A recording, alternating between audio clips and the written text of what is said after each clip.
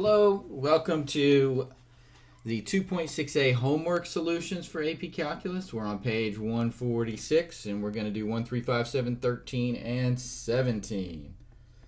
All right, number 1, we have y equals the square root of x. Let's go ahead and write that as y equals x to the 1/2. And we're going to take the derivative of that with respect to time.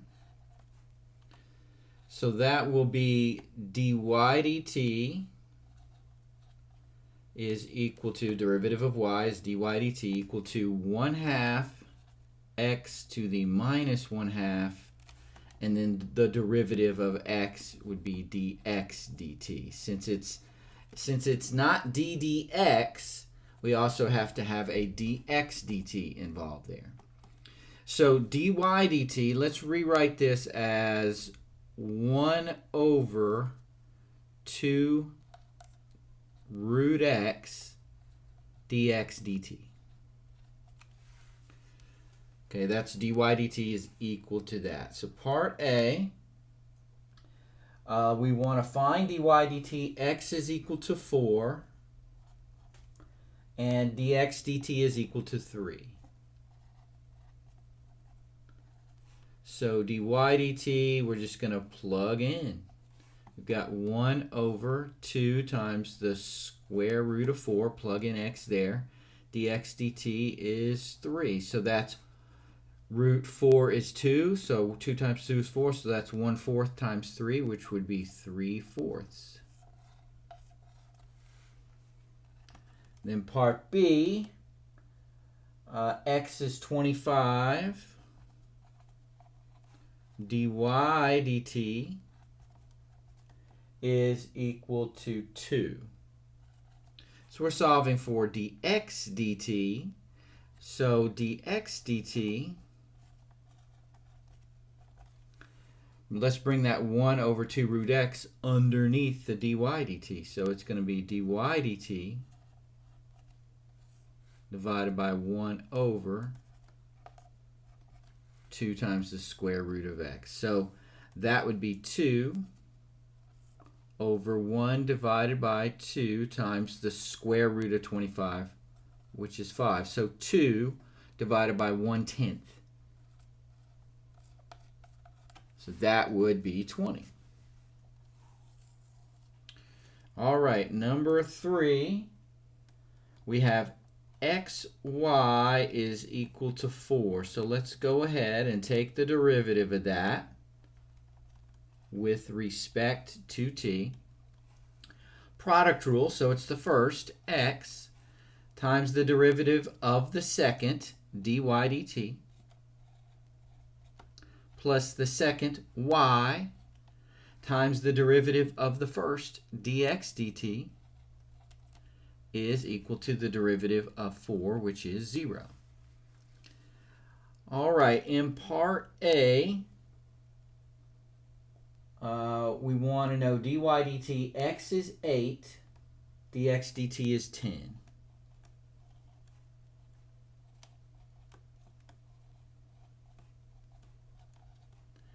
Well, we'll have to figure out y. If x is 8, then y has to be 1/2, right? 8 times 1/2 is 4. So y is equal to 1/2.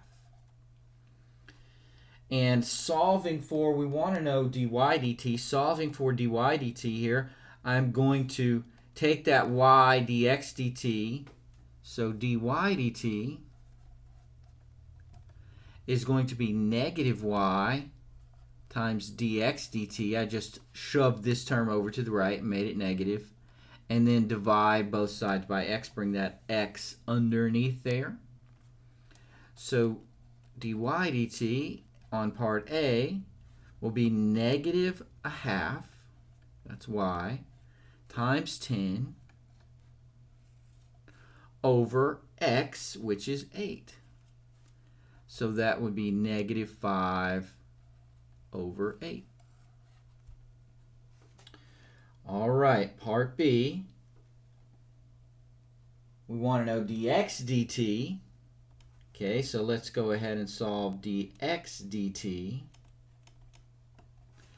So this time I'm going to shove the x dy dt over to the right and make it negative.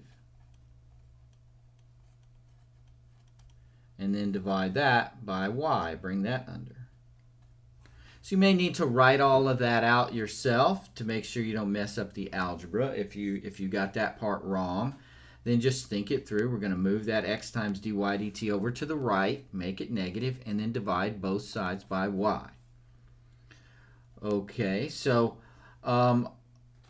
in this particular case, okay, so I didn't write the numbers down. We have x is 1. That means y would have to be 4, wouldn't it? And then dy dt is, in this case, equal to -6. All right, I'm really starved for space here, but let's plug it in. -1 dy dt times -6. And then y is 4. So that would be 6 over 4, which is 3/2, or 3 over 2 if you're not old like me and don't call it 3/2. Oh, we got it in there. Okay, let's erase this. Pause the video if you need to.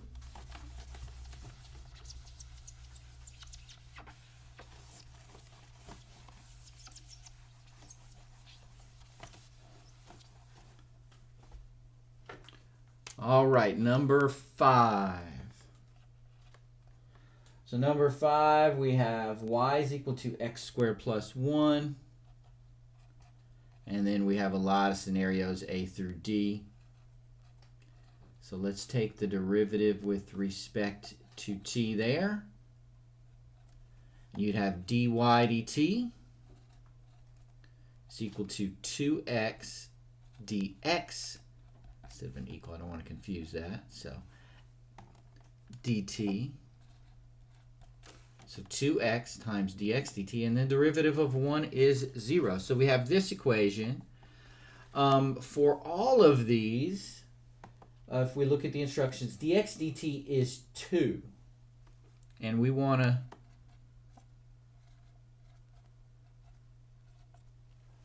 know dy dt every time. So for a, dy dt is going to be 2. X is -1. And then dx dt, so 2, -1, dx dt is 2. So that's going to be -4. And the unit, if you look at the problem, is going to be centimeters per second.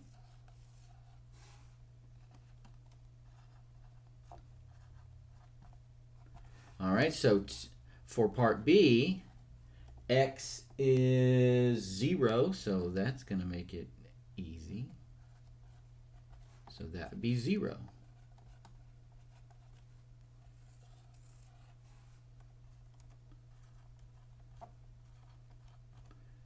For part C, we'd have 2 times x in part C is 1. dx dt is 2, so that's 4. Positive 4.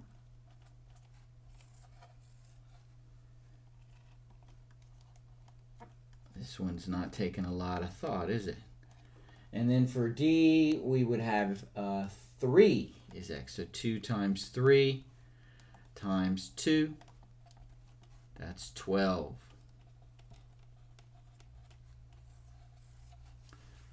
All right, not bad at all. Next one involves a little bit of trig, so you might have to get the old unit circle out.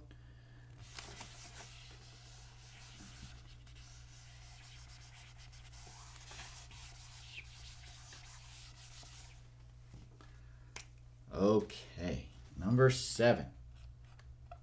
So number 7, we have y equals tangent x. We're going to have to take the derivative with respect to time. So that'll be dy dt is equal to Derivative of tangent is secant squared x. And then the derivative of x, remember you think of it like that, derivative of x is dx dt.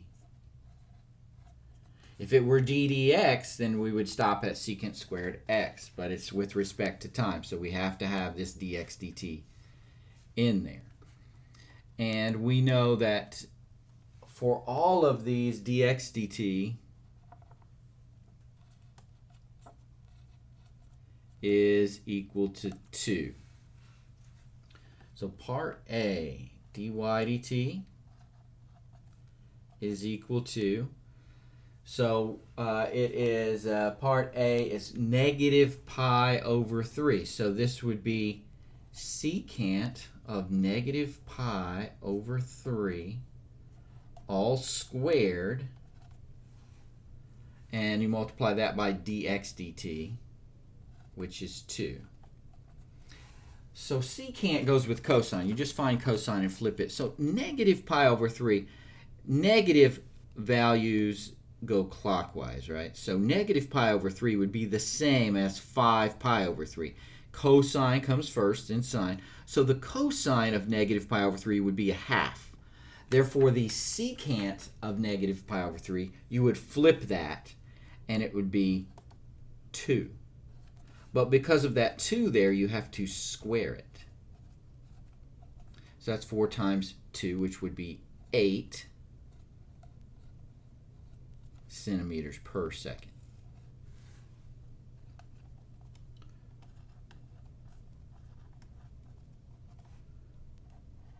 All right, it's negative pi over 4 for B, so negative pi over 4 is the same as 7 pi over 4.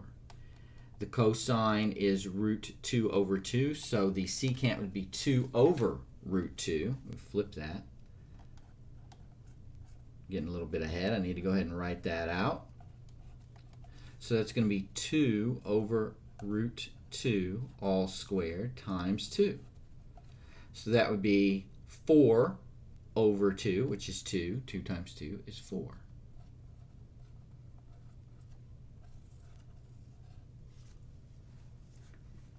All right. I'm glad they put negative angles to remind us how to do those. So we have secant of 0 all squared times 2. The dx dt is just 2. That's where the 2 is coming from. Cosine of 0 is 1. Therefore, you flip a 1, you get 1. Secant of 0 is 1, so that's 1 squared times 2. 1 times 2 is 2. So each one of these we are halving. Now, D is a little tricky because they didn't give you an angle on the unit circle. They just said 1, and it's in radians. So this would be like the secant of 1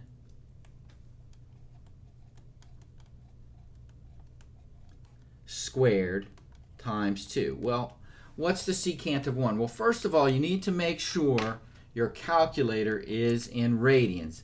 In order to do that, go to Mode and make sure radians is highlighted. Okay, so we go back there.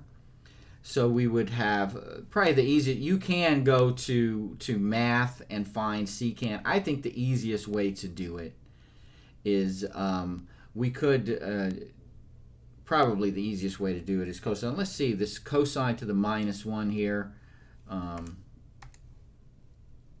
1. All right, so we're going to have to find the cosine. So we find the cosine of 1, and that's 0.5403, and then we want to flip that to get the secant. So the way you can flip it is hit the x to the minus 1, and you'll get 1.8508. I'll just call that 1.85. Now we have to square that times 2. Okay, so square that times 2, and you'll get 6.85.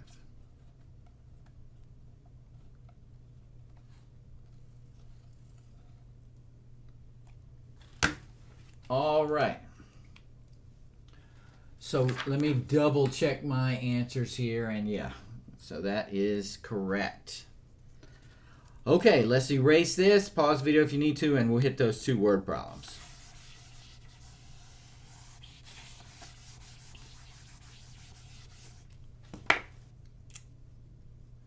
Okay, number 13. And put this into view. It says the radius r of a circle is increasing at a rate of 2 centimeters per minute. Find the rate of change of the area when r is 6 centimeters and 24. Okay. So we've got a circle here that's changing. We don't really need to draw that out, I don't think. So what do we want? Okay, it says we find the rate of change of area. So that would be dA dt. The way you read that is the change in area over the change in time. What do we know? We know that the rate of change of radius is 2. So dr dt, the rate of change of radius with respect to time, is 2. And we need to relate the area to the radius of a circle. And we have an equation for that. Area is equal to pi r squared. Don't put 2 pi r, that's circumference, pi r squared. And we are going to differentiate that with respect to time. With related rates, it's always with respect to time. So the derivative of a with respect to t is dA dt. Bring that 2 out front, so you'd have 2 pi r, and then the derivative of just r is dr dt. So I want dA dt, so this thing is all set up and ready to go for me. So part A, we're just going to have to plug in here. It's dA dt is equal to 2 times pi, and it's when the radius is, dr dt is 2. What is the radius? Part A, it says the radius is 6. So 6 centimeters. And then we have 2 centimeters per minute. All right, so that would be 24 pi, I believe. Double check that. So 24 pi. Now we need to get the units right. So this would be 6, the units here, centimeters, and this would be centimeters per minute, right? So centimeters times centimeters would be centimeters squared, and then the minute, it's just per minute there. And then part B, we're just plugging in 24 instead of 6. So that's 2 pi times 24 times 2. All right, 24 times, so that'd be 96 pi if my brain is working right. And you don't have to do that in decimal, just leave it there in terms of pi. And there you have it. So not too bad for a first problem. Word problem with related rates. All right. And let's do number 17. It's got a little bit fancier formula. We've got a sphere going on here.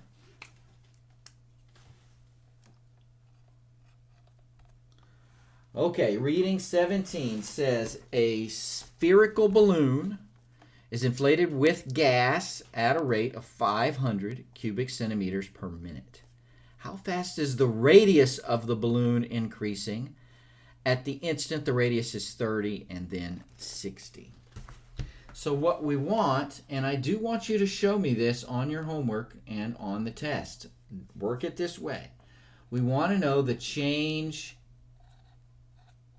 the rate at which the radius is increasing. How fast is the radius increasing? We know that the volume is increasing at 500 centimeters cubed per minute. So that's the rate of change in volume.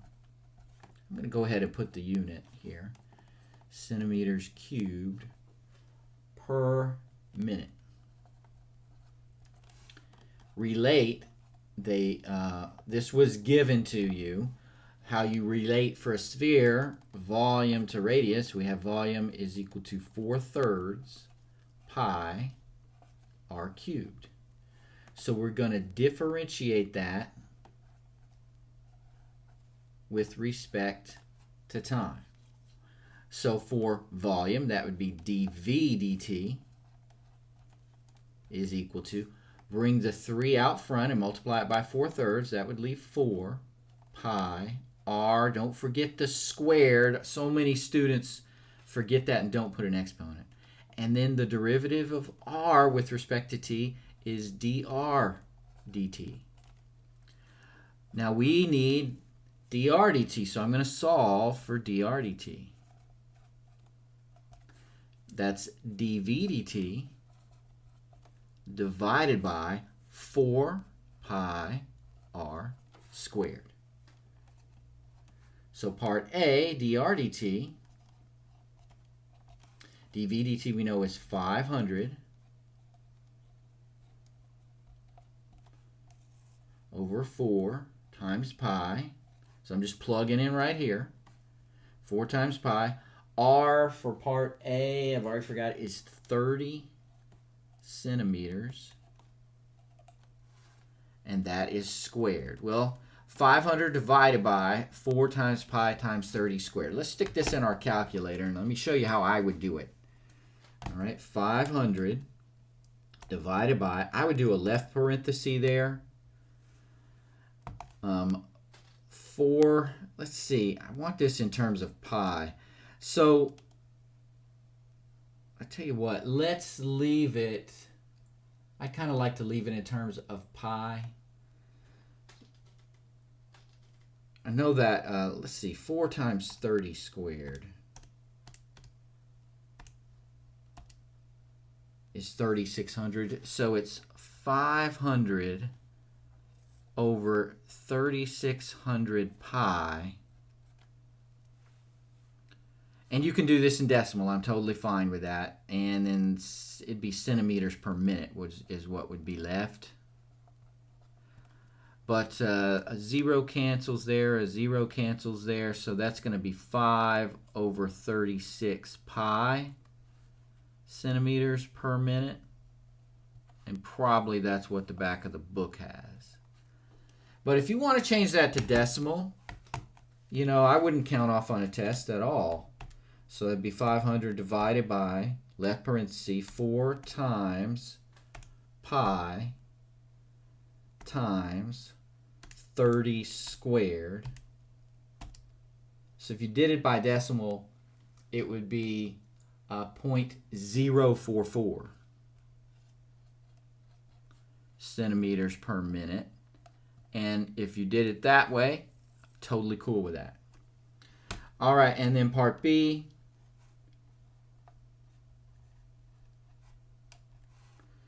We're going to plug in, instead of 30, we plug in 60. So we've got 500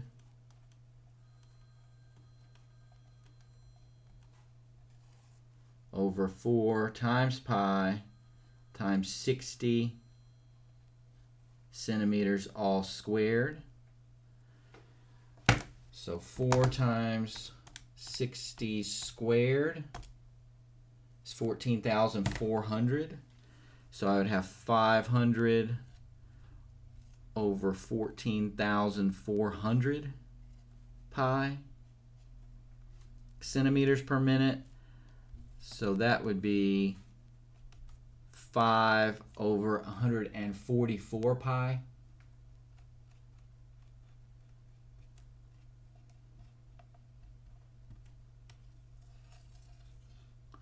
And if you were doing that in decimal, 5 divided by 144, I'll tell you what, let's put divided by 144 times pi. That'd be 0.011.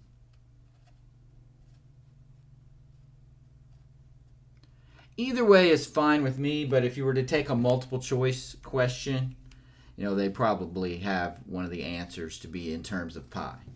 All right, that does it for this solutions video. I'll talk to you next lecture.